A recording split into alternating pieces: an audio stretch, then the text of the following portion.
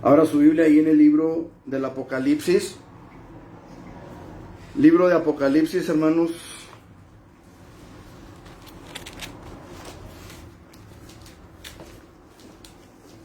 Mira, ¿me traes un vasito? Capítulo 2, versículos... quiero leer desde el 1 al 7. Originalmente quería solamente leer versículos 4 y 5, pero no creo que es conveniente, hermanos, que leamos desde el versículo 1, Apocalipsis, capítulo 2, versículo 1 al 7.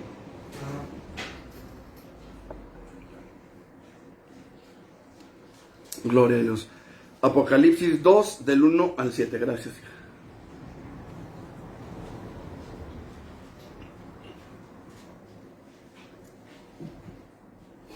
Aleluya. Apocalipsis 2, del 1 al 7. Y quiero pedirle que tenga su Biblia ahí a la mano. Vamos a estar analizando algunos textos. Así que vamos a tener nuestras Biblias a la mano. Si usted no tiene una Biblia, bueno, yo le invito para que consiga una. Si usted está aquí cerca del templo Peniel y usted necesita alguna Biblia, puede acercarse con confianza y con todo gusto le podemos facilitar una. No tenemos muchas, pero podemos facilitarle alguna para que usted tenga la palabra de Dios en sus manos. Amén. Gloria en nombre de Jesús. Apocalipsis 2, del 1 al 7, dice la palabra del Señor. Escribe al ángel de la iglesia en Éfeso, el que tiene las 7 estrellas en su diestra, el que anda en medio de los 7 candeleros de oro, dice esto: yo conozco tus obras, y tu arduo trabajo y paciencia, y que no puedes soportar a los malos, y has probado a los que se dicen ser apóstoles y no lo son, y los has hallado mentirosos, y has sufrido, y has tenido paciencia, y has trabajado arduamente por amor de mi nombre, y no has desmayado. Hasta aquí todo bien, hasta aquí, hermanos, todo está viento en popa, ¿no es cierto? Fíjense cómo dice la palabra. Escribe al ángel de la iglesia en Éfeso, el que tiene las 7 estrellas en su diestra. Entiéndase aquí, los 7 siervos, los 7 pastores de esas 7 iglesias. Acuérdese que Apocalipsis, más que un libro, es un conjunto de 7 cartas escritas a 7 iglesias de Asia Menor, ¿sí? Se cree, hermanos, que cada una de estas cartas era para que fuera leída en la ciudad, en la iglesia de la ciudad donde estaba dirigida, pero también eran cartas circulares, es decir, que se leyeran en todas las 7 iglesias. Pero dice, el que tiene las 7 estrellas en su diestra, aquí está hablando de los pastores, y dice, y anda en medio de los 7 candeleros de oro. Estas son las iglesias, ¿sí? Estas son las iglesias. Pero dice, yo conozco tus obras. Repito, eran cartas circulares, es decir, esta carta se tenía que leer en Éfeso, pero luego se tenía que leer también en Pérgamo, en Esmirna, en la Odisea, en todas las iglesias de Asia Menor, ¿sí? Y a esta iglesia en particular, y entiéndase, al hablarle a todas las iglesias, al ser leída en todas las iglesias, el mensaje abarca a cada iglesia de cada tiempo, ¿sí? Este mensaje es para las iglesias en sus dispensaciones, pero también es para la iglesia de nuestro tiempo. Dice, yo conozco tus obras. Dios conoce nuestras obras. Y tu arduo trabajo, el trabajo infatigable, el trabajo incesante, el trabajo... la iglesia en Éfeso era una iglesia muy trabajadora. Era una iglesia, hermanos, que estaba completamente consagrada. De hecho, la palabra Éfeso se ha traducido como deseada. La iglesia de Éfeso era la iglesia deseada, la iglesia deseable, ¿sí? Dice, tu arduo trabajo y paciencia. ¿Por qué paciencia? Hermanos, acuérdense que la primera iglesia, la iglesia apostólica, fue una iglesia perseguida, fue una iglesia que sufrió mucho, que batalló mucho y tuvieron paciencia. Por eso Dios le dice, yo conozco tu paciencia. O sea, aquí Dios está alabando a la iglesia, aquí Dios está exaltando a la iglesia, aquí Dios está felicitando a la iglesia por su trabajo, por su paciencia. Dice, yo conozco tus obras, dice, y tu arduo trabajo, y tu paciencia, y que no puedes soportar a los malos, y has probado a los que se dicen ser apóstoles, y no lo son, y los has hallado mentirosos. Y has sufrido, y has tenido paciencia, y has trabajado arduamente por amor de mi nombre, y no has desmayado. Y aquí encontramos la palabra clave de este mensaje para esta iglesia. Dice, por amor de mi nombre, por amor de mi nombre, y no has desmayado. Pero tengo contra ti que has dejado tu primer amor. Recuerda, por tanto, dice, de dónde has caído, y arrepiéntete, y haz las primeras obras, pues si no, vendré pronto a ti, y quitaré tu candelero de su lugar, si no te hubieres arrepentido. ¿Qué dijimos que representaban los candeleros de oro? Representaban a la iglesia. Y debo decirles, hermanos, que de la ciudad de Éfeso no quedaron más que puras piedras. Puras piedras. Si usted va a Google, si usted va ahí a internet, o si usted tiene la oportunidad de ir a esas tierras, en la ciudad de Éfeso lo único que va a encontrar van a ser puras piedras. No quedó absolutamente nada de la ciudad de Éfeso, todo está en ruinas. ¿Qué quiere decir? Que no se arrepintieron. Dios no solamente quitó la iglesia de su lugar, Dios borró del mapa a la ciudad de Éfeso. Dice, recuerda por tanto de dónde has caído, y arrepiéntete, y haz las primeras obras, pues si no, vendré pronto a ti, y quitaré tu candelero de su lugar, si no te hubieras arrepentido. Pero tienes esto, que aborreces las obras de los nicolaitas, las cuales yo también aborrezco. El que tiene oído, oiga lo que el Espíritu dice a las iglesias. El que venciere, le daré a comer del árbol de vida, el cual está en medio del paraíso de Dios. Ok. Decía, la iglesia de Éfeso, hermanos, había permanecido casi fiel al Señor. ¿Sí? Era una iglesia, hermanos, esforzada en cuanto al trabajo. Era una iglesia que no dejaba de trabajar, era una iglesia que seguía adelante, era una iglesia que a pesar de las pruebas, a pesar de las dificultades, a pesar de las luchas, a pesar de los emperadores que se levantaban, gracias a Dios no era algo tan de continuo. Había lapsos en que la iglesia tenía paz, pero era muy común, hermanos, en los tiempos de la iglesia primitiva, que tomaran a los cristianos, hermanos, y los pusieran como antorchas para alumbrar la ciudad de Roma. Los ponían en una especie como de pedestales y los quemaban vivos para alumbrar las calles de Roma por la noche. La iglesia de Éfeso, hermanos, sabía distinguir las falsas doctrinas. La iglesia de Éfeso sabía distinguir perfectamente a los falsos maestros y desechaba a los profetas heréticos. No obstante, hermanos, a pesar de la diligencia y a pesar de tanto trabajo y a pesar de tener esa capacidad, hermanos, espiritual para discernir,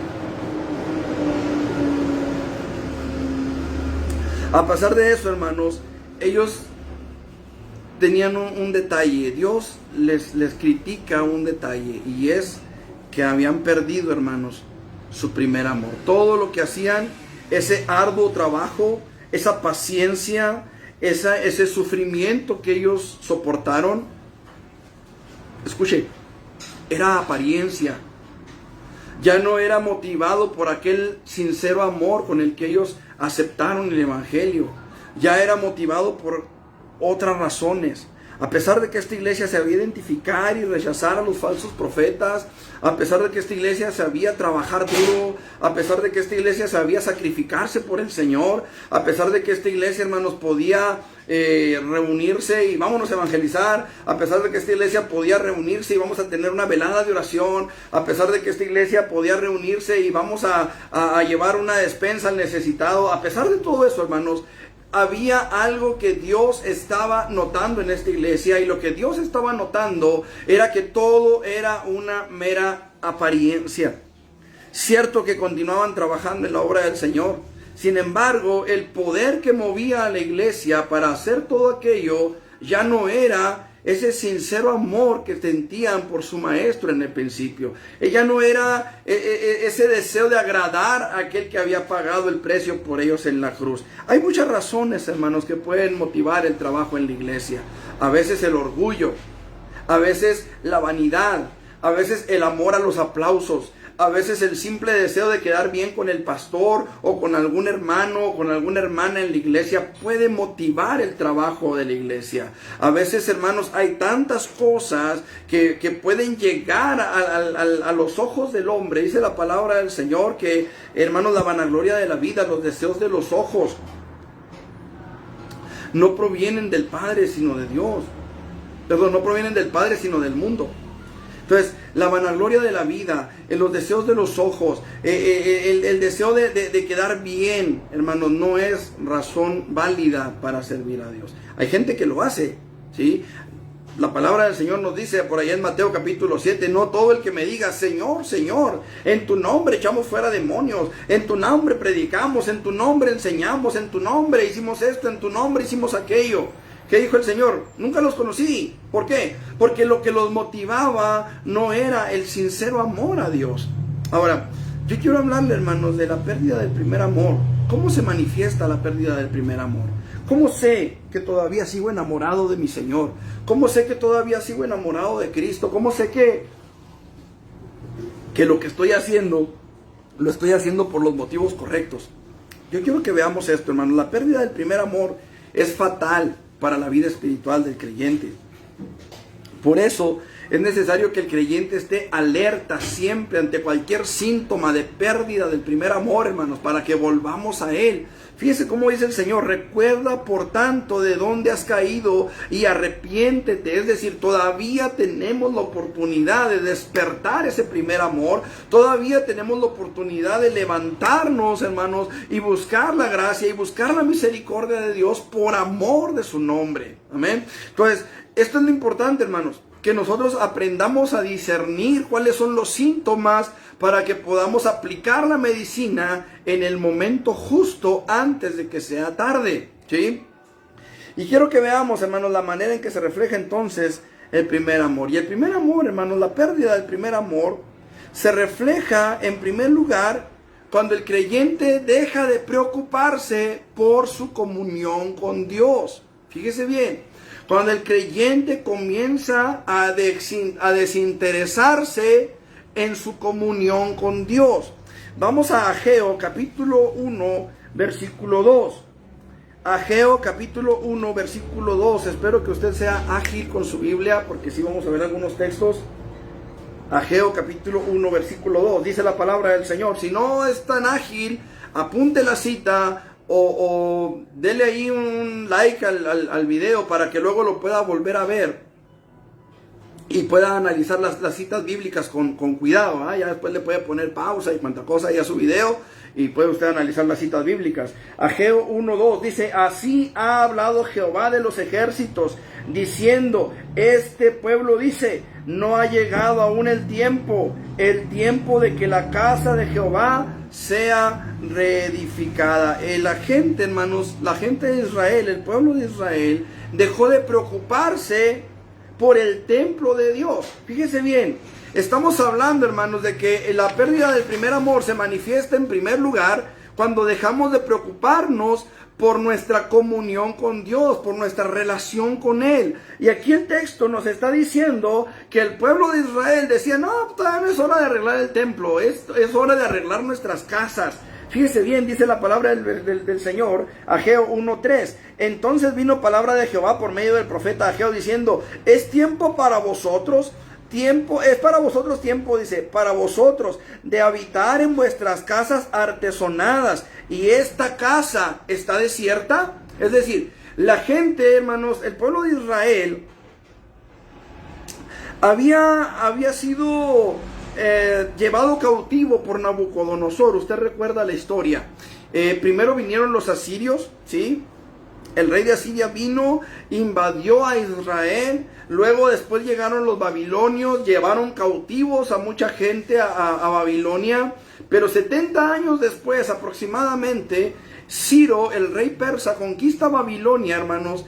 y les da oportunidad al pueblo de Israel para regresar a su tierra, pero regresan con una condición. ¿Cuál era esa condición? La condición era que el templo de Jerusalén fuera reconstruido, hermanos. Para eso Ciro mandó al pueblo de Israel, para eso Ciro le dio permiso al pueblo de Israel de que regresaran a su tierra, que se reconstruyeran los muros, sí, pero lo principal, lo primordial era que se restableciera el templo de Jerusalén. Dios, hermanos, había tocado el corazón de Ciro, un rey que no tenía nada que ver con Israel, un rey que no tenía nada que ver con la religión judía, un rey, amados hermanos, que había sido colocado por Dios y que había sido profetizado muchos años antes, hermanos.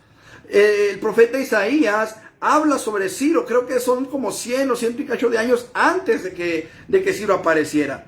Entonces Isaías habla sobre Ciro. Dios levanta a Ciro como rey. Ciro da la orden de que el templo de Jerusalén sea restaurado. Pero fíjese lo que hizo el pueblo. Entonces vino palabra de Jehová por medio del profeta Ageo diciendo: es para vosotros tiempo, para vosotros, de habitar en vuestras casas artesonadas, y esta casa está desierta. Ellos se habían olvidado de reconstruir el templo de Jerusalén. Se habían olvidado, hermanos, de trabajar para la gloria de Dios. Se habían olvidado de hacer lo que Dios quería que se hiciera en primer lugar. Ellos vivían en casas artesonadas. ¿Qué es eso?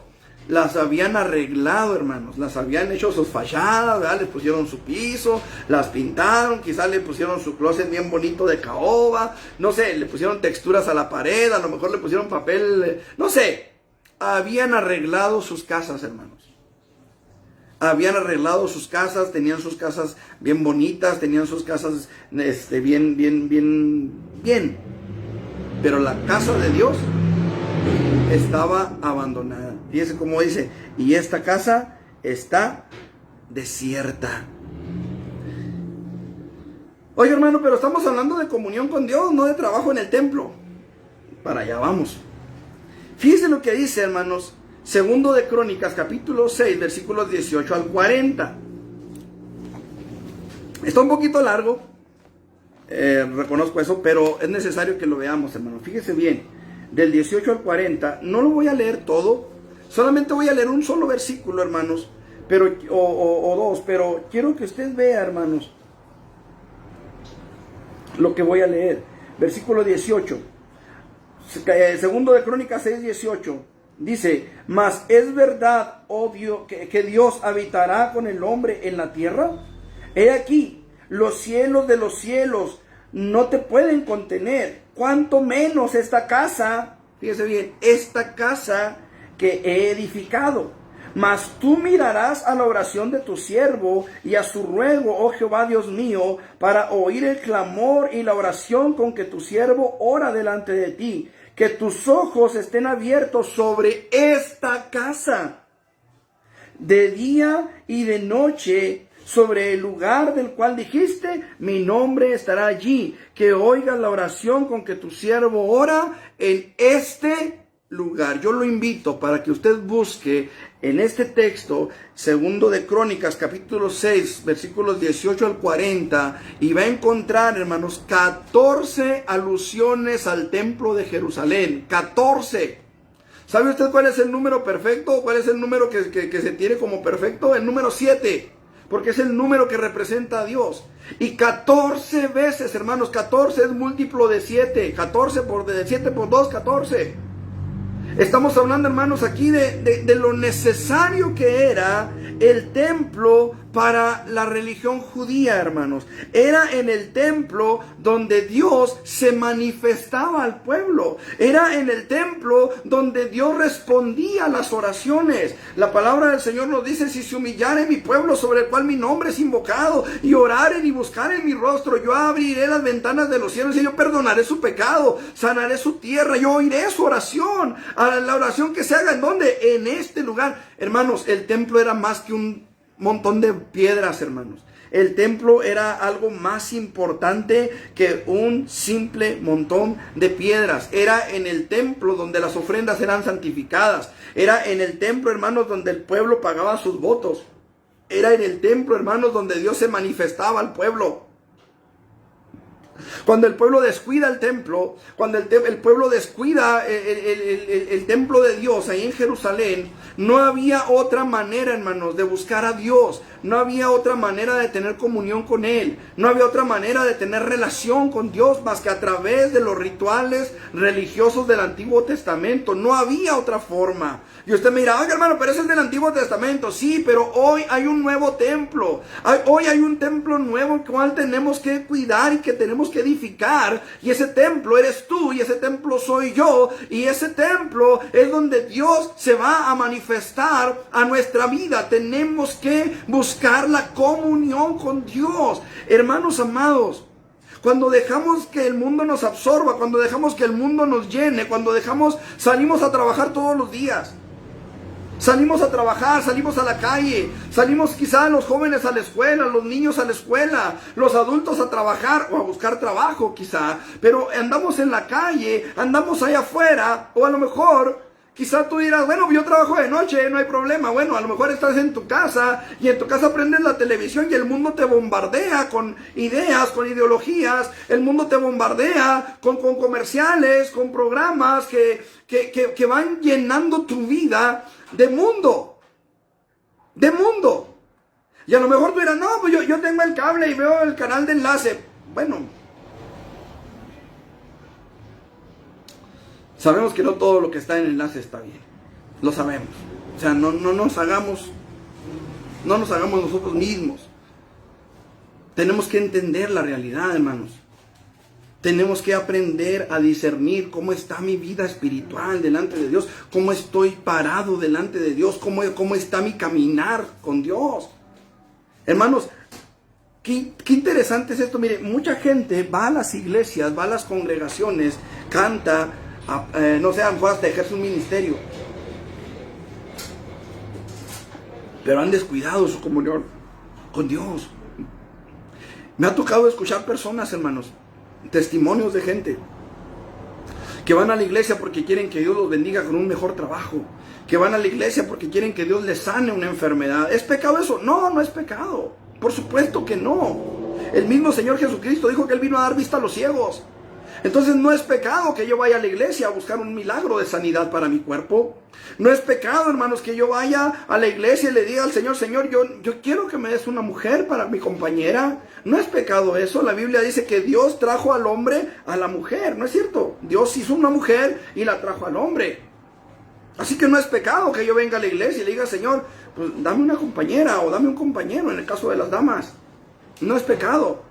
Pero no es la razón principal para estar en una iglesia. ¿Me explico? Nosotros necesitamos entender, hermanos, hay cosas, hay situaciones que a veces mueven a la gente a estar en una iglesia.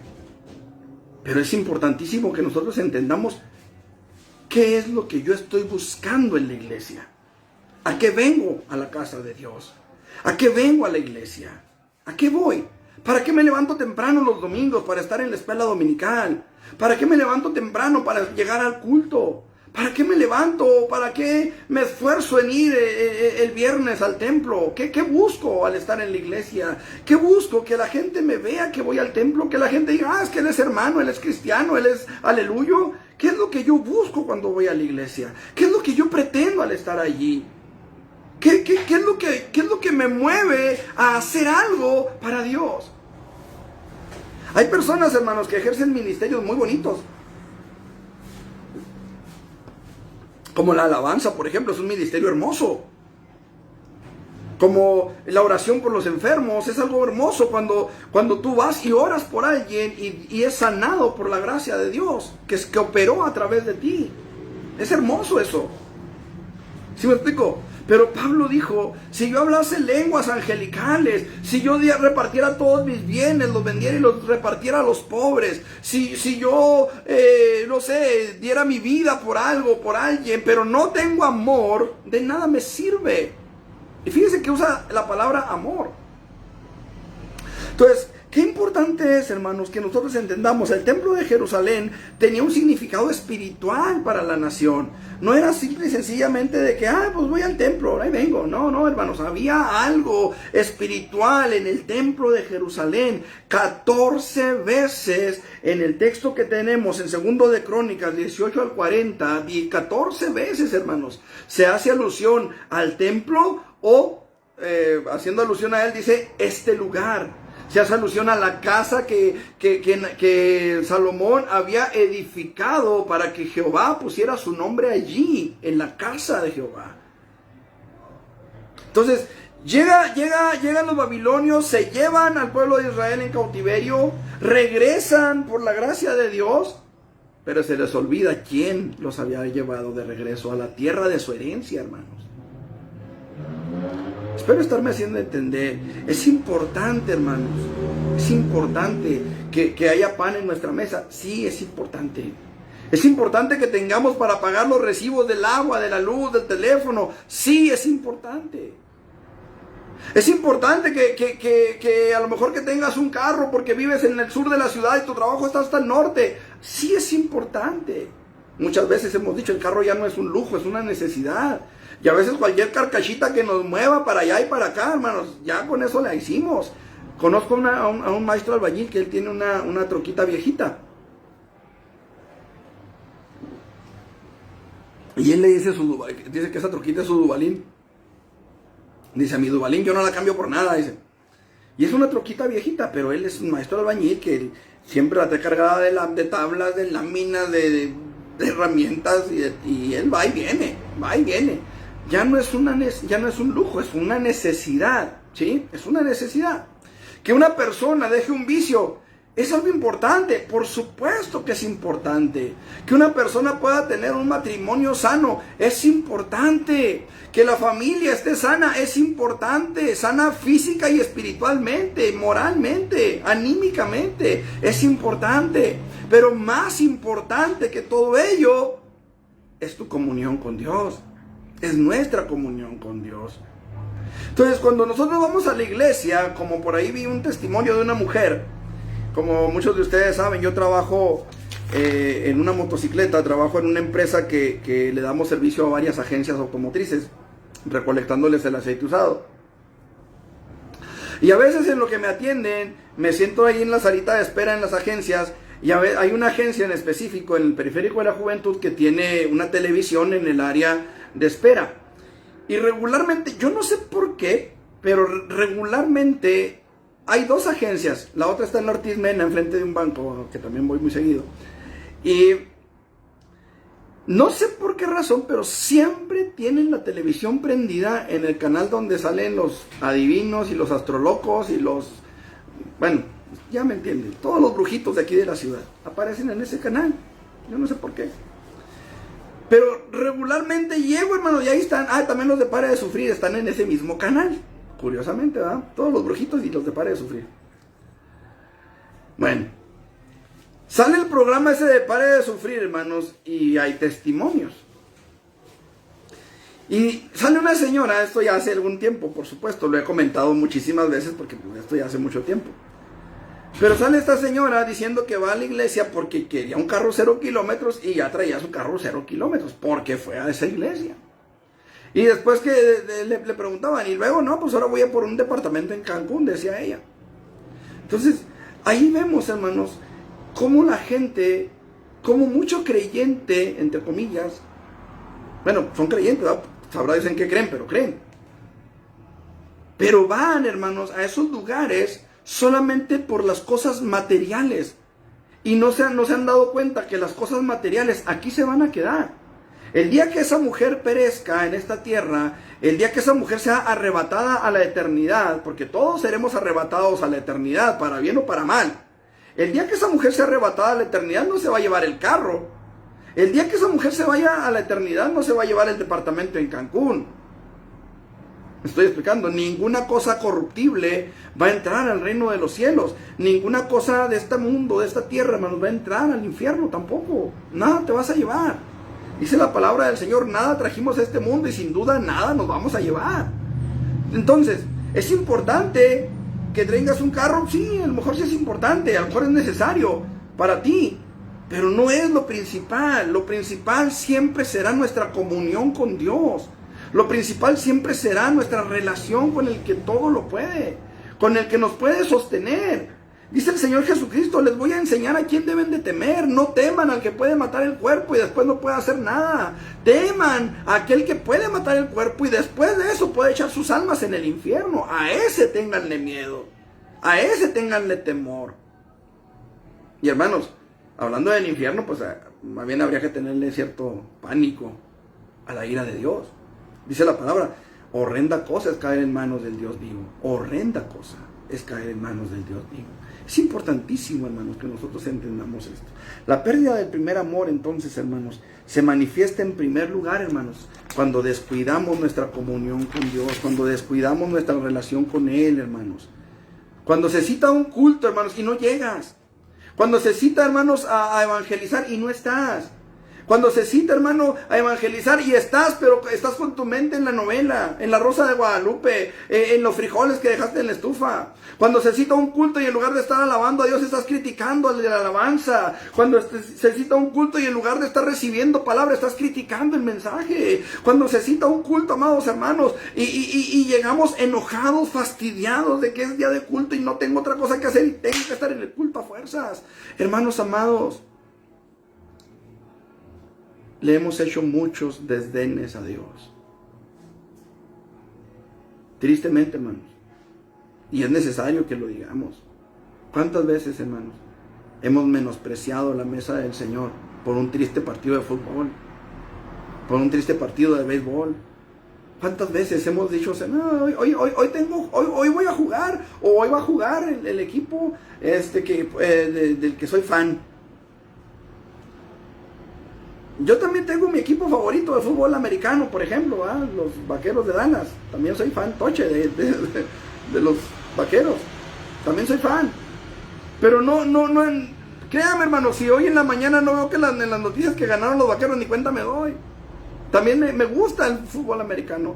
Pero, hermanos, qué importante es que entendamos que primero está Dios. Más allá del deporte, más allá de cualquier otra cosa. ¿Sí me explico?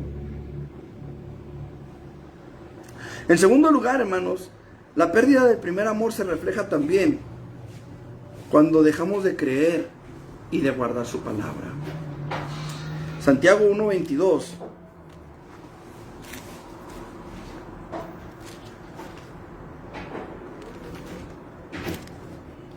Santiago 1:22.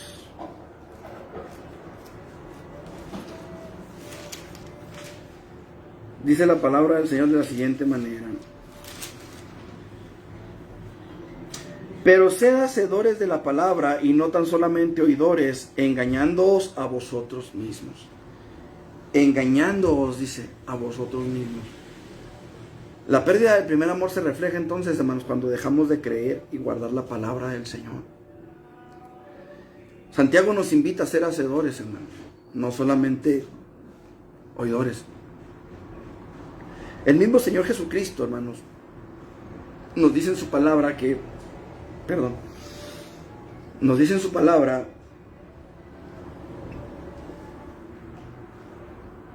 que aquel que oye la palabra y no la hace es semejante a un hombre que edificó su casa sobre la arena, y vinieron ríos y soplaron fuertes vientos y aquella casa fue derribada. Regularmente, hermanos, ¿dónde encontramos arena? Regularmente la arena la encontramos a la orilla de los arroyos, a la orilla del mar, quizá a la orilla de lagos o lagunas, donde corre agua. A veces aquí en la calle, cuando llueve, allá abajo sobre todo, nosotros vivimos en una parte alta, vivimos en las faldas del Cerro Grande, y allá abajo, en la parte más baja de aquí de la colonia, regularmente cuando llueve bastante se junta bastante arena o revuelto, o piedras, tierra. Allá más allá por los panteones de San Jorge, ahí donde está la avenida Independencia, corre el arroyo ahí, y hace unos días estaba lleno de piedras, pero piedras grandotas. El asunto es hermanos, es ahí donde encontramos la arena. ¿sí? Y por eso muchas veces el gobierno lanza campañas publicitarias, el gobierno ya sea federal, estatal o municipal, diciendo que no se construyan casas en los arroyos. ¿Por qué? Porque cuando los arroyos crecen, cuando los arroyos agarran agua, son capaces, hermanos, de llevarse lo que esté. ¿Sí? El agua no respeta, el agua exige respeto. El agua tiene memoria. Hace algunos años aquí en Chihuahua cayó una tromba, no sé cuántos lo recordarán. Habían construido unas casas al norte de la ciudad, hermanos, y habían metido relleno en un arroyo para poder edificar casas sobre el arroyo. Y hermanos, ese arroyo creció y le habían hecho un canal al agua para que el agua corriera por el canal y respetara las casas. No, hermanos, el canal al agua del arroyo no le importó. El canal se metió, el agua se metió por donde era su cauce, y muchas casas fueron derribadas por la tromba que cayó. Entonces, la palabra del Señor, hermanos, nos enseña que el que oye la palabra, pero no la pone por obra, es semejante a un hombre que construyó su casa sobre la arena.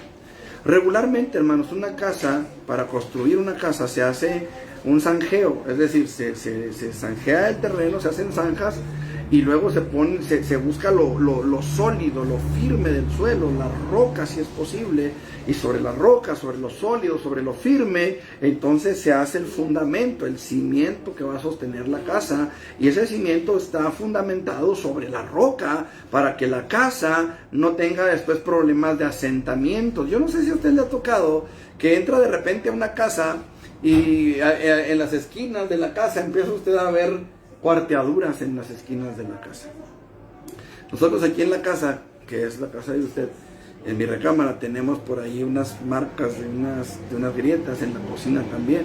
Esas grietas surgieron cuando aquel temblorcito que cayó, que pegó aquí en Chihuahua, no sé cuántos lo recordarán, hace algunos añitos, no hace mucho. Y salieron esas grietas. Pero el asunto es, hermanos, que cuando usted finca sobre la roca, su casa tiene fundamento sólido. Y eso es lo que Jesucristo nos está diciendo. Aquel que procura con diligencia poner en práctica la palabra de verdad, aquel que procura con diligencia, fíjese bien lo que le voy a decir, aplicar las verdades bíblicas a su propia vida, ese tiene fundamento sólido. El problema, hermanos, es cuando queremos aplicar las verdades bíblicas a la vida de todos menos a la nuestra. Y sucede, muchas veces sucede. Conocemos infinidad de personas, hermanos, que se han esforzado, hermanos, por aplicar las verdades bíblicas a la vida de otros, pero sus propias vidas, hermanos, dan mucho que desear. Entonces, qué importante es que nosotros entendamos esto. Nuestro primer amor, hermano, nuestro primer amor se refleja en el deseo que tenemos de guardar la palabra, de escudriñar la palabra, de ver lo que la palabra nos enseña. ¿Sí me estoy haciendo entender? Es importantísimo, hermano, que nosotros veamos esto. Mire, cuando el creyente empieza a poner su confianza en otra cosa que no es la palabra de Dios, que empieza a poner sus ojos en el pastor, que empieza a poner sus ojos en la familia del pastor, que empieza a poner sus ojos en el ministro de alabanza o en la familia del ministro de alabanza, cuando el creyente empieza a poner sus ojos en el maestro de escuela dominical, cuando el creyente empieza a poner sus ojos en el que fue e hizo el aseo o no hizo el aseo, cuando el creyente empieza a poner sus ojos, hermanos, en las cosas secundarias, en que aquí no se danza, en que aquí sí se danza, en que aquí no hay panderos, aquí sí hay panderos, aquí no hay velos, aquí sí hay velos. Hermanos, todo eso son detalles secundarios, hermano. Lo importante es que nosotros aprendamos a discernir la palabra, a discernir qué es lo que se nos está predicando. El problema con muchos cristianos de nuestro tiempo, de nuestros días, es que nos importa más cómo predica que qué es lo que predica. Entonces, es importante que nosotros entendamos la diferencia, hermanos.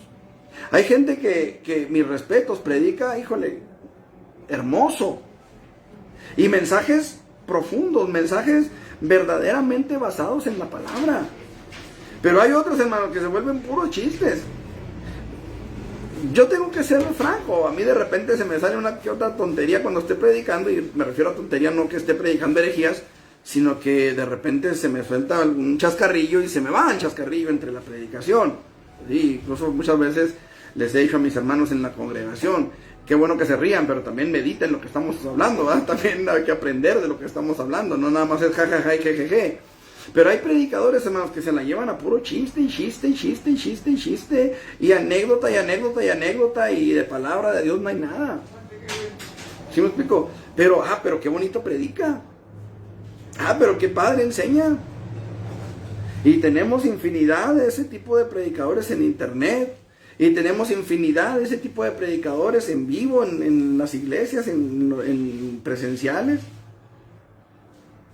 Pero es necesario, hermanos, que nosotros aprendamos a discernir la palabra, a obedecer la palabra. ¿Cómo voy a obedecer algo que no conozco, o que no sé, o que no entiendo? Mire, se lo pongo de esta manera. Suponga que usted va manejando su vehículo, usted que tiene carro, ¿verdad? Obviamente. Usted va manejando un carro. Y de repente en una esquina, así como se utiliza mucho aquí en México, me ha tocado muchas veces que llevo una esquina y está un árbol en la pura esquina. Y está una señal de alto o una señal de vuelta prohibida y no se ve nada por el árbol que está ahí. No sé cuántos les habrá tocado, a mí sí. En cierta ocasión, por mi trabajo, iba yo en la moto. Y si usted no se ha fijado, bueno, a partir de hoy se va a fijar. En la avenida Pacheco, desde la 20 de noviembre hasta la avenida Juárez, usted no puede dar vuelta a la izquierda. Ni de ida ni de venida. Y cuando usted va circulando, a mí me pasó, por eso se lo comento. Cuando usted va circulando, regularmente las señales de tránsito están a la derecha. Así que usted va cuidando la acera de la derecha para checar las señales de tránsito. Bueno, ahí en la Pacheco, las señales de vuelta prohibida no están a la derecha, están a la izquierda. O sea, están al revés. ¿Sí me explico? Las señales que debieran de decirle a usted que usted no puede dar vuelta a la izquierda están hacia los que vienen de frente a usted. Y las señales que están para que usted no dé vuelta a la izquierda están de espaldas a usted. O sea, usted no ve realmente la señal porque la señal está del otro lado. Y a mí me pasó eso una vez. Iba bajando por la Pacheco y ahí en la calle Ojinaga tuve que dar vuelta a la izquierda y en cuanto di vuelta a la izquierda me paró un tránsito. Me paró el tránsito, me hizo una infracción, ¿verdad? Y le dije, oiga, pero pues ¿en dónde está la señal? Yo no vi ninguna señal que diga que no puedo dar vuelta. Y el oficial me llevó hasta la esquina y me mostró la señal donde estaba que no se podía dar vuelta. Ahora, yo le dije al tránsito, oye, pues no seas así, volteame las señales, ¿verdad? Yo vengo quedando la señal del lado derecho. El punto es este, hermano. El que yo no viera esa señal, o el que yo no conociera, o no supiera que no podía dar vuelta ahí, no me libró de la infracción. Afortunadamente mis patrones la pagaron, ¿verdad? Porque yo les expliqué, le tomé video ahí, todo el asunto. Y ellos lo pagaron. Pero el asunto es este, el que yo no supiera que no podía dar vuelta ahí, no me libró de la infracción. Entonces, cuando yo no me preocupo por entender la palabra, ¿cómo la voy a obedecer? Y si yo no la obedezco, hermanos, no me voy a librar del castigo. No sé si me estoy haciendo entender. La Biblia dice que Dios no tendrá por inocente al culpable. ¿Sí? Dios no tendrá por inocente al culpable. A mí no me tuvieron por inocente, aun cuando la señal estaba al revés. A mí no me tuvieron por inocente, a mí me hicieron la infracción. Y no fui el único. De hecho, ese día, cuando iba yo bajando, iba una camioneta delante de mí, y la camioneta también dio vuelta. Y un tránsito que iba detrás de esa camioneta dio vuelta junto con él. Yo nunca me esperé, ¿verdad?, que lo fueran a parar más adelante, porque el tránsito no prendió las torretas hasta que dio vuelta. Doy la vuelta yo y de frente venía otro tránsito y fue el que me paró a mí, uno de una motocicleta. Entonces, el asunto es ese, hermano. El que yo no conociera no me libró de la infracción. El que tú no conozcas, persona que me estás viendo por internet, quizá te compartieron el video. El que tú no entiendas o no comprendas la palabra no te va a librar de la infracción. ¿Me explico? No te va a librar del castigo. Entonces, ¿qué es lo que tengo que hacer? Tengo que interesarme por la palabra. Tengo que interesarme por lo que Dios está hablando. Tengo que interesarme por lo que Dios me está diciendo. Porque lo que Dios me está diciendo, me lo está diciendo para mi bien. Dice la palabra del Señor, pongo delante de ti la bendición y la maldición, escoge. ¿Cómo voy a escoger si no conozco? ¿Cómo voy a escoger si no sé? No sé si me estoy haciendo entender. Es importante que nosotros entendamos.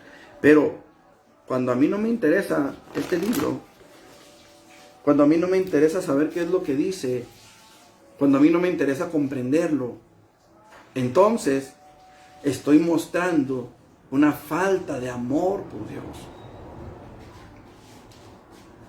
¿Me estoy explicando, hermanos? Es importantísimo, hermano, que nosotros entendamos esto. ¿Por qué? Porque dice la palabra, tengo contra ti que has dejado tu primer amor. Mire, cuando dejamos de creer en la palabra de Dios, entonces es cuando los problemas, es cuando las crisis, es cuando las necesidades nos agobian, hermanos. Fíjense lo que dice Mateo 8:26. Mateo 8:26.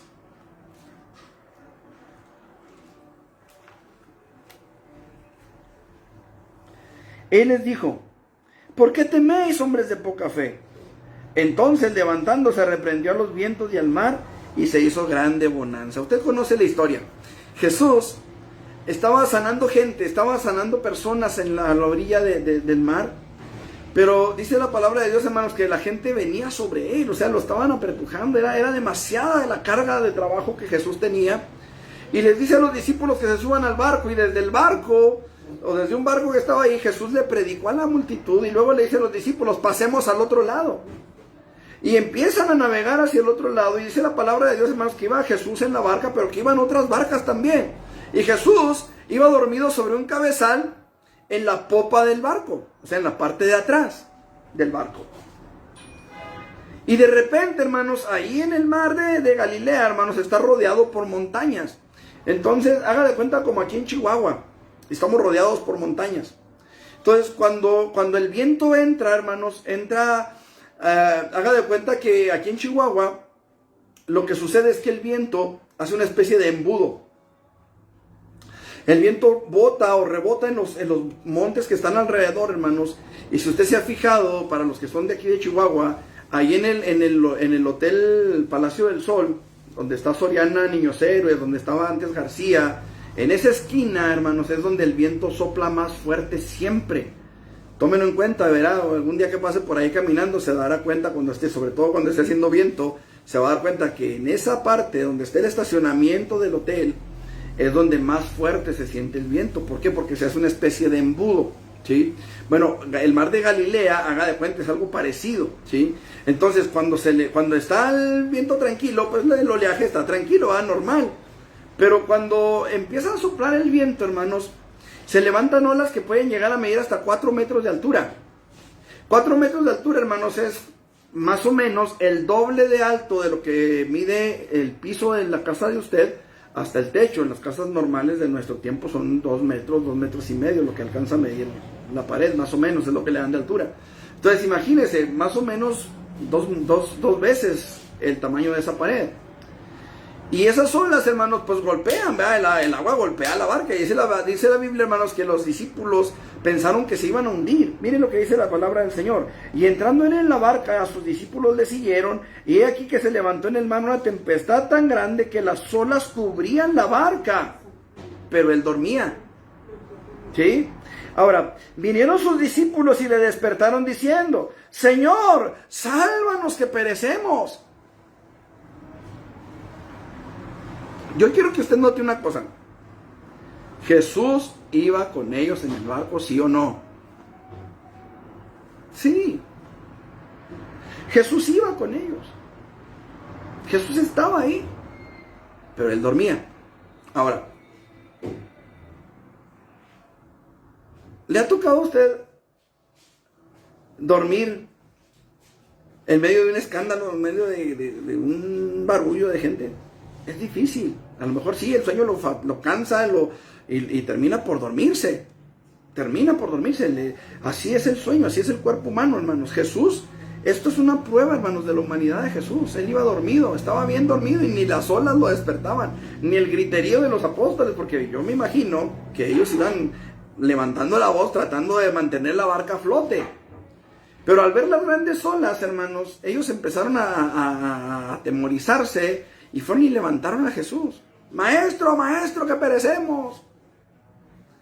Jesús se levanta, hermanos, y reprende al viento y reprende al mar. Pero yo le quiero preguntar, hermano, ¿qué reprendió primero?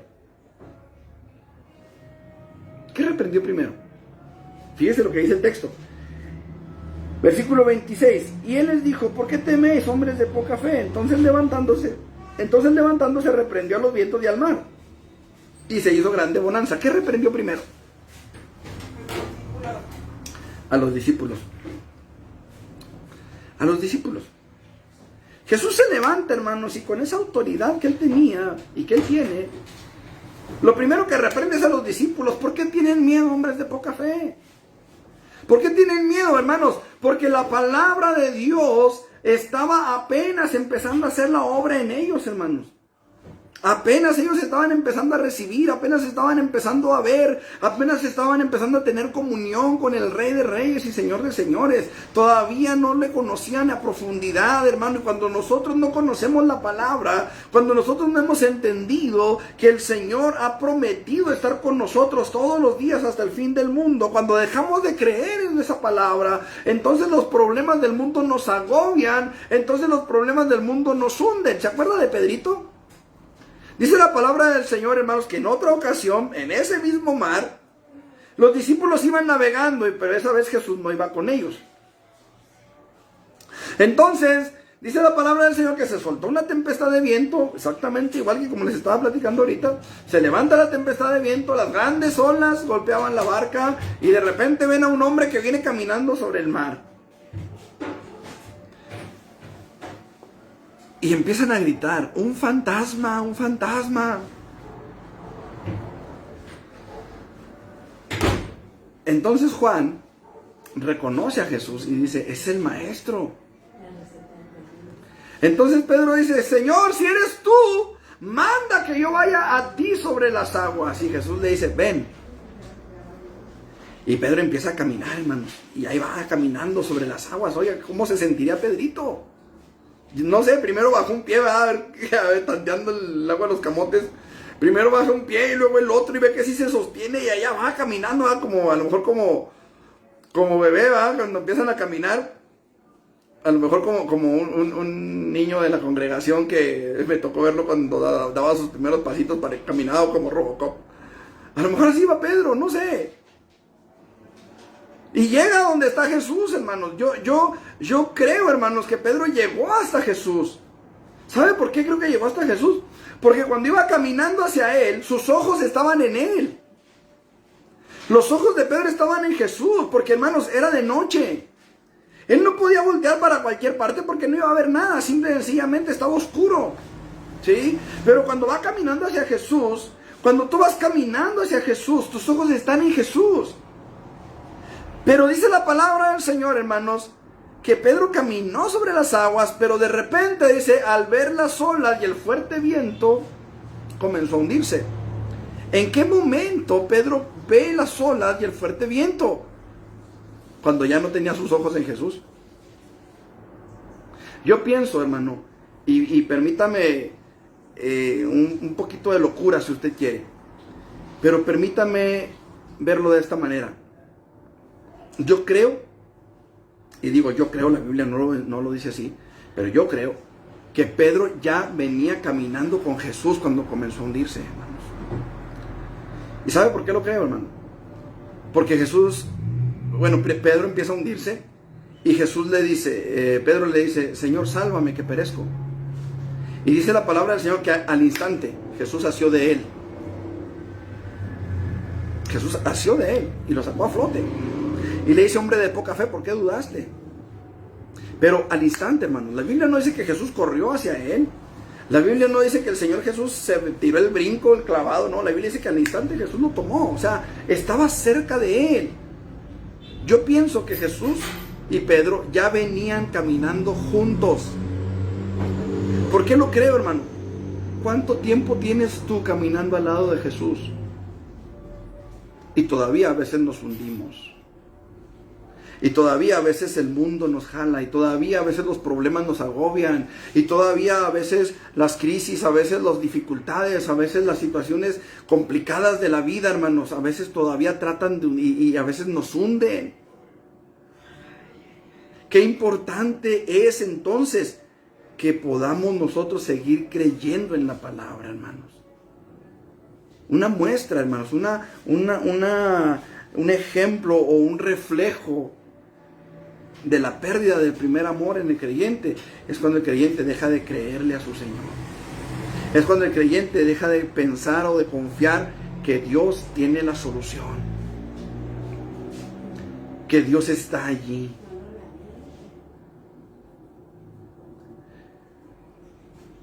Dice Apocalipsis: tengo contra ti que has dejado tu primer amor, por tanto arrepiéntete. O sea, vuelve otra vez al primer amor.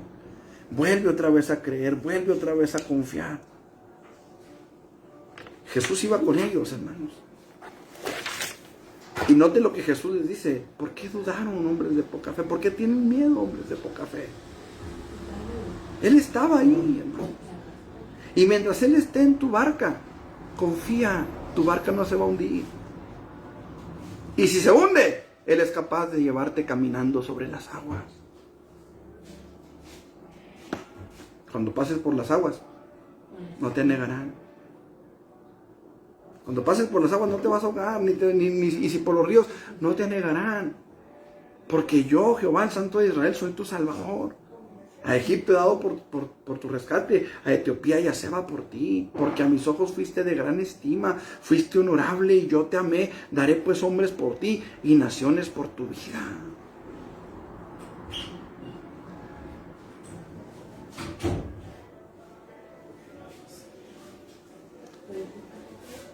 ¿Cuántos problemas, hermanos, vienen a nuestra vida? Sin duda, a causa de nuestros hijos, a causa del matrimonio, a causa del trabajo, a causa de tantas cosas. Anoche estábamos en casa de unos hermanos y platicando con ellos, veíamos que uno de los principales problemas en los matrimonios es el dinero. Es la falta de dinero. Muchos matrimonios se han llegado a separar, hermanos, por el dinero. Por los problemas, por las adicciones. Pero la palabra de Dios dice: si se humillare mi pueblo, sobre el cual mi nombre es invocado, y buscaren mi rostro y oraren, entonces dice: yo iré desde los cielos y perdonaré su pecado y sanaré su tierra. Una cosa más, hermanos, como se manifiesta la pérdida del primer amor.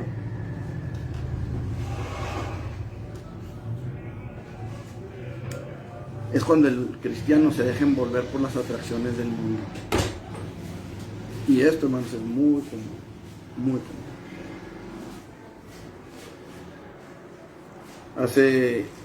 Vamos a Primera de Juan.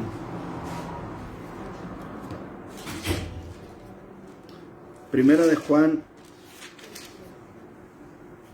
capítulo 1, versículos... capítulo 2, versículo 15 al 17.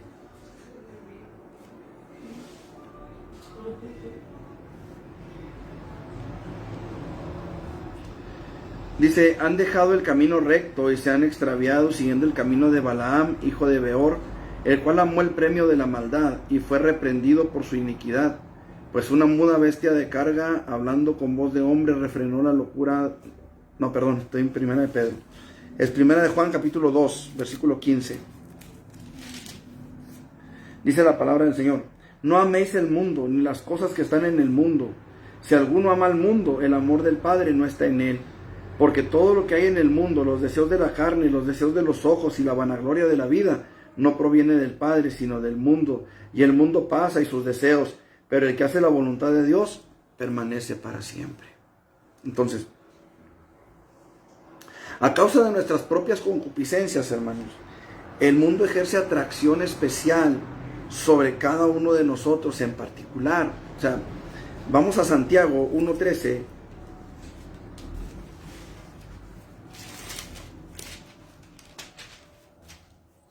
Y dice la palabra del Señor: cuando alguno es tentado, no diga que es tentado de parte de Dios, porque Dios no puede ser tentado por el mal, ni Él tienta a nadie, sino que cada uno es tentado cuando de su propia concupiscencia es atraído y seducido.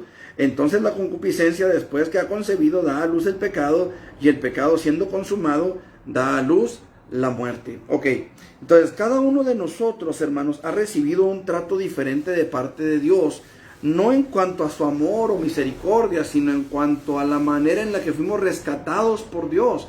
Cada uno es tentado según su propia concupiscencia.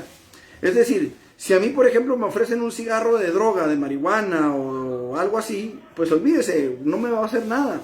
¿Me explico? Mi problema es otro. Entonces, yo tengo que tener cuidado en eso otro que a mí me afecta. A lo mejor usted dirá, bueno, a mí la mentira no me afecta. Conozco gente que, olvídese, ni una sola mentira sale de su boca. ¿Sí me explico? Pero hay situaciones en las cuales ellos pueden llegar a caer, porque esa es su pata de palo, como luego dicen. ¿Sí me explico? Se dice de un hombre allá en los Estados Unidos que llegó a un lugar de comida rápida, un lugar donde venden comida rápida. Ya no sé si era un McDonald's, un Burger King, un Kentucky Fried Chicken, no me acuerdo, era un lugar de esos.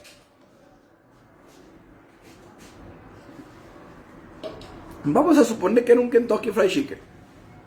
El caso es de que este hombre llega a ese lugar y pide un paquete y le dan su paquete, ¿no? Su comida. Y este hombre, hermanos, iba acompañado de una mujer. Total, se van con su paquete al lugar a donde iban a comer, y resulta de que en lugar de pollo se habían equivocado, y en esa caja habían echado el corte de caja del día de las ventas para llevarlo al banco. Esto, hermanos, no es algo inusual. Yo conozco personas que de repente llevan al banco cajas de cartuchos de tóner o de pastillas o de otro tipo de cosas, y ahí llevan el dinero, ¿no? Para evitar los asaltos. Total, le habían dado a esta persona el paquete, llega a su casa, lo abre y se dan cuenta que es el dinero.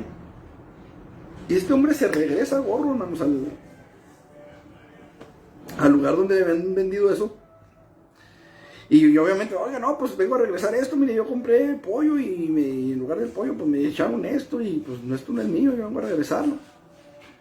Entonces el gerente del establecimiento inmediatamente quiso llamar a la televisión, quiso llamar al radio, quiso que esto fuera algo, pues que se hiciera notorio, ¿verdad? Tanta honestidad, tanta honradez de aquel hombre. Y aquel hombre pues le empezó a ponerse nervioso y dijo, no, nada de prensa, nada de esto, nada de aquello. Dijo, no quiero nada de eso, a mí deme mi paquete, mi pollo, y ahí nos vemos. No, pero es que ¿cómo es posible? Esto tiene que salir a la luz, usted, tanta honradez, tanta honestidad, y que no sé qué. Y total, el hombre toma al gerente y le dice, no, es que sabe que la mujer con la que vengo no es mi esposa. Entonces, ese hombre no era tentado con el robo, fue tentado con el adulterio. Estoy explicando, cada uno, según su propia concupiscencia, es atraído y seducido. Entonces, cuando nosotros, hermanos, nos dejamos envolver por las atracciones del mundo, estamos perdiendo el primer amor. Es necesario que nos despojemos de eso. ¿Duele? Sí, duele. ¿Se batalla? Sí, se batalla, no es fácil. Pero tenemos que aprender, hermanos, que primero está nuestro amor a Dios que nuestro amor a esas cosas. ¿Me explico? O sea, mire, yo como ser humano, como persona de carne y hueso que soy, también tengo que renunciar a ciertas cosas. Y he renunciado a esas cosas por mi amor a Dios, por mi amor a mi Señor, me explico, y tengo que mantenerme firme en eso. Una señal, hermanos, inequívoca de que estoy perdiendo mi primer amor es cuando vuelvo otra vez a buscar aquello, es cuando vuelvo otra vez a tratar de llenar mi vida con esa cosa que el mundo me está ofreciendo. Entonces, cuando yo veo que el mundo me está atrayendo otra vez a eso, ahí es donde yo tengo que venir delante de Dios y decirle, Señor, perdóname, ayúdame, levántame, socórreme, ayúdame a entender, ayúdame a seguir, ayúdame a buscar tu gracia, ayúdame a buscar tu misericordia, porque no quiero, yo en lo particular, yo no quiero volver a ser lo que antes fui, yo no quiero volver otra vez, hermanos, a estar atado a la inmundicia que antes estuve atado. ¿Me explico? Hoy necesitamos entender, hermanos, que esa es una señal inequívoca de que mi amor por Dios se está enfriando, de que mi amor por Dios se está apagando, de que mi amor por Dios está alejándose, o me estoy yo alejando de ese primer amor. ¿Me estoy haciendo entender, hermanos? Es importante que entendamos esto, porque la pérdida del primer amor, hermanos, se deja ver, se refleja cuando, a causa de mis propias concupiscencias, el mundo me sigue atrayendo, el mundo me viene a atraer, el mundo me viene a llenar otra vez. Y yo lo permito. Porque una cosa es, hermanos, que usted, no sé, vaya por la calle y de repente, a mí me ha pasado muy seguido ahora que se legalizó la marihuana, que voy por la calle, aquí por la Independencia, voy bajando por la Independencia y de repente me da el olorcito ese peculiar de la hierbabuena, ¿verdad?, que van fumando en un carro. Muy seguido me ha pasado aquí en la Independencia, en la Ortiz Mena me ha pasado muy seguido, en el Periférico de la Juventud me ha pasado muy seguido, que voy en la moto y de repente delante de mí va un vehículo y huele, ¿verdad?, la hierba que van fumando, que no es precisamente tabaco ni zacate. Entonces, el punto es este. Una cosa es que usted va manejando y de repente a un lado de usted vayan empinándose la caguama o la tecate, o que a un lado de usted vaya alguien fumando marihuana, ¿verdad? Y eso es una cosa. La otra es que usted quiera participar de eso. ¿Me estoy explicando? O sea, qué importante es, hermano. Cada uno de nosotros ha recibido un trato diferente de parte de Dios. Y cada uno de nosotros, hermanos, necesita entender de dónde Dios lo trajo. Mire, cuando Dios sanó a aquel hombre que era cargado por 4, ¿se acuerda? Había un hombre que era paralítico y Jesús estaba enseñando, estaba ministrando la palabra. Fíjese bien, Jesús no estaba haciendo milagros en esa casa, estaba predicando la palabra.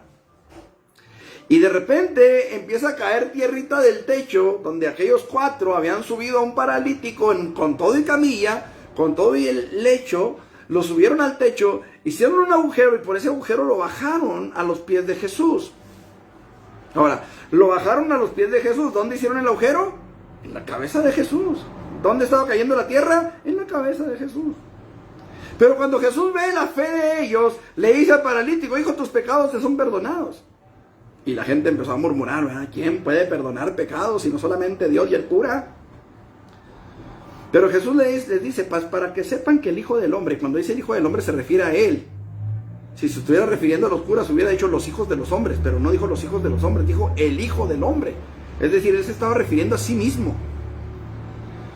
Y Él dice, para que sepáis que el Hijo del Hombre tiene potestad en la tierra para perdonar pecados. Entonces le dijo al paralítico, toma tu lecho y vete a tu casa. Fíjate bien, hermano, ¿por qué le dijo que tomara su lecho? Los que han estado conmigo en la escuela dominical ya saben. Ya lo explicamos en la escuela dominical. Pero Jesús le dijo, toma tu lecho, diciéndole, no te olvides lo que yo hice por ti. No te olvides de dónde te levanté. No te olvides de dónde saliste. Hermanos, a veces se nos olvida de dónde nos sacó el Señor. A veces se nos olvida de lo que Dios hizo por nosotros y volvemos a lo mismo otra vez. Qué importante es que entendamos, hermanos. Ahí empieza, hermanos, a manifestarse también la pérdida del primer amor. Cuando a pesar de que sabemos que aquello nos afecta, que aquello nos aleja de Dios, no nos importa y lo hacemos. El que mente o el que mentía, dice el apóstol Pedro, no mienta más. El que hurtaba, no hurte más. Qué importante es, hermano, que no dejemos que el mundo nos vuelva a envolver con sus atracciones. Porque eso va a terminar con nuestro primer amor. El creyente que constantemente está cayendo en la tentación es un creyente que está manifestando síntomas muy serios de la pérdida de su primer amor. El Señor Jesucristo, al igual que nosotros, hermanos, Él fue tentado en todo. La diferencia es que Él no cayó, Él no pecó, ¿sí? Según Hebreos 4:15. Nosotros, hermanos, tenemos a Jesucristo como ejemplo. Ciertamente Él era Dios, pero Él también era hombre, igual que nosotros. Ahorita hablé de la humanidad de Jesús cuando Él se quedó dormido en el barco, hermanos. ¿Por qué se quedó dormido? ¿Por qué ni siquiera las olas lo despertaban? Pues porque tenía sueño. Porque tenía sueño, estaba cansado, era un hombre igual que usted y que yo. Era humano. ¿Quién sabe si tenía sueño pesado? El asunto aquí, hermanos, es que Él era humano y como humano fue tentado en todo. Fue tentado en todo. Mire, usted dirá, bueno, pues lo tentaron con lo del hambre, porque el diablo vino y le dijo, si eres hijo de Dios, convierte estas piedras en pan y cómetelas, ¿verdad? Bueno, ahí no era precisamente el hambre, ¿verdad? Ahí era, a ver si es cierto que eres hijo de Dios. A ver, pruébame que eres hijo de Dios. Jesús no tiene que probarle nada al diablo, hermanos. Pero lo que sí Jesús le dijo fue, no solo de pan vivirá el hombre, sino de toda palabra que sale de la boca de Dios. Y luego lo lleva a un monte muy alto, y le dice, mira todos los reinos de la tierra, le mostró todos los reinos, ¿verdad? Y le dijo, todo esto te voy a dar si te postras y me adoras, porque a mí me fue entregado. Jesús le dijo, al Señor tu Dios adorarás, y a Él solo servirás. Ahí estamos hablando, hermanos, de que fue tentado en su humanidad como calidad de rey, ¿verdad? Como, mira, te voy a hacer famoso, vas a ser más famoso que Vicente Fernández, que el Queen, que los Beatles. Jesús no necesitaba nada de eso, hermano. ¿Me explico? Él dijo, no, al Señor tu Dios adorarás y a Él solo servirás. Pero luego lo lleva a un monte muy alto, hermano. Si eres el Hijo de Dios, aviéntate, porque a sus ángeles mandará que te guarden en todos tus caminos para que tu pie no tropiece en piedra, sí, pero no para que te avientes del edificio. No tentarás al Señor tu Dios, le dijo Jesús. Y dice la palabra, hermanos, que el diablo, después que hubo terminado toda tentación, se apartó de Jesús, dice, por un tiempo. Por un tiempo. Si vamos a la palabra, para que vea que así es, porque dirá usted, no, en Mateo no dice eso. Mire,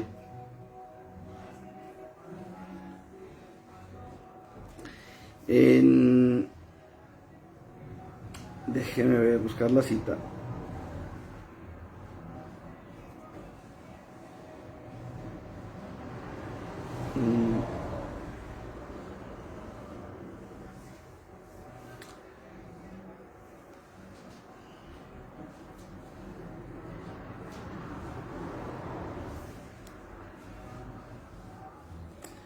A ver, déjeme ver si está.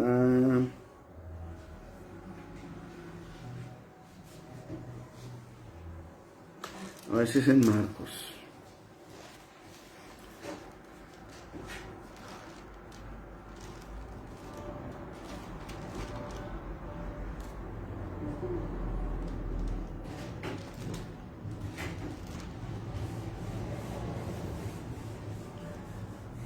No.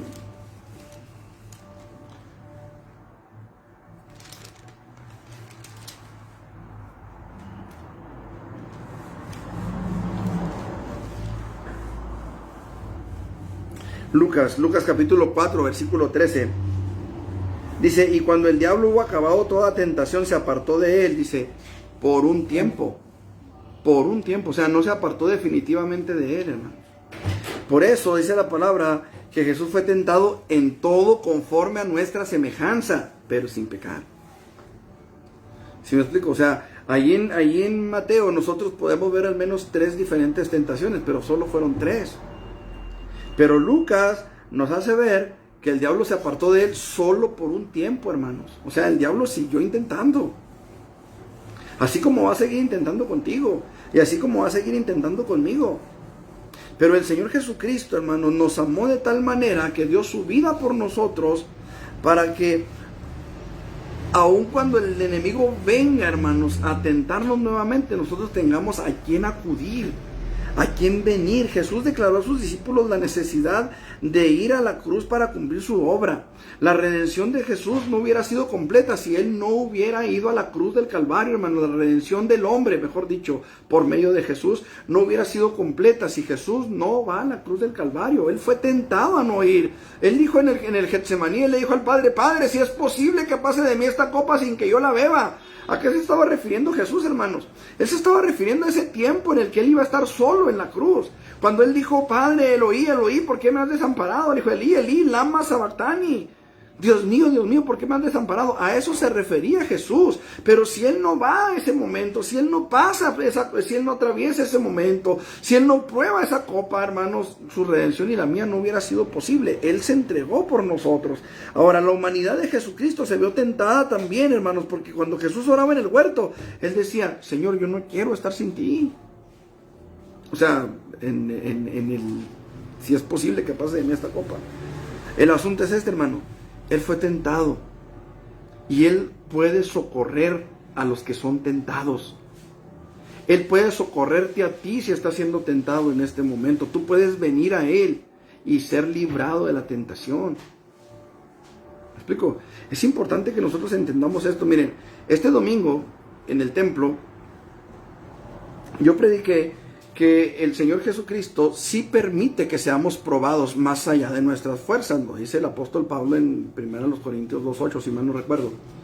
Pero también la palabra de Dios dice, hermanos, que Dios es poderoso para socorrer a los que son tentados. O sea, esto es bien importante, hermano. Mire, una cosa es ser probado y otra cosa es ser tentado. No todas las pruebas son tentaciones, aunque todas las tentaciones sí son pruebas. ¿Me explico? Pero el asunto es este.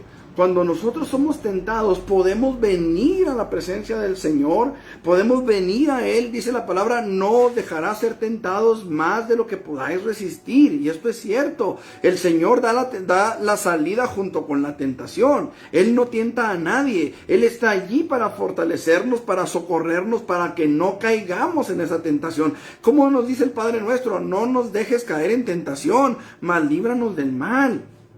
Hay unas versiones que dicen no nos metas en tentación. Eso es un error de traducción, ¿sí? Lo que en realidad dice es no nos dejes caer en tentación. Entonces el Señor está ahí para socorrer a los que son tentados y ciertamente está también para socorrer a los que somos probados, ¿sí? Hay diferencia entre ser probado y ser tentado. Job fue probado, Pablo fue probado, Pedro fue probado. Incluso a Pedro Jesús le dijo, Pedro, Satanás ha pedido tu vida para zarandearla como el trigo, pero no temas, yo estoy orando por ti para que tu fe no falte. ¿Qué quiere decir? Que Pedro iba a ser probado más allá de sus fuerzas, por eso necesitaba la intercesión de Jesús. ¿Me explico? O sea, sí somos probados más allá de lo que podemos soportar, pero en el momento de la tentación, hermanos, no vamos a ser tentados más allá de lo que podamos soportar. El Señor estará allí. Si tú caes en la tentación, si yo caigo en la tentación, es porque no buscamos a Dios en su momento. ¿Me estoy haciendo entender? Por eso es que la Biblia dice, Dios no va a tener por inocente al culpable. ¿Por qué? Porque Jesús está allí para socorrernos. Porque Jesús está ahí para ayudarnos. Porque Jesús está ahí para sacarnos adelante en medio de cualquier tentación. Es triste reconocerlo, hermanos, pero lo cierto es que la gran mayoría de los creyentes de nuestro tiempo han olvidado que el principal vínculo de unidad ante Dios y el ser humano es el amor. Y muchas veces descuidamos esa parte en nuestra comunión con Dios. La iglesia ha sido llamada a amarle a Él, hermanos, no solamente a aceptarle como Señor.